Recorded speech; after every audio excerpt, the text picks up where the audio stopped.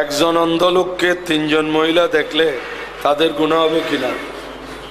তিনজনে দেখলে গুনাহ হবে, চারজনে দেখলে হবে না?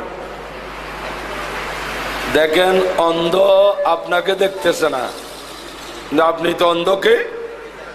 কোন মহিলা যে উনি দেখতেছেন না বললে তার সামনে যেতে পারবে না, কারণ উম্মুল মুমিনিন আয়েশা সিদ্দিকা রাদিয়াল্লাহু আনহা উম্মাতুল মুমিনিন কোন একজন অন্ধ এক সাহাবী আসছে, উনি সামনে গেছে, হুজুর নিষেধ করছেন, বলে উনি তোমাকে দেখতেছে না, তুমি কেউ দেখতেছো।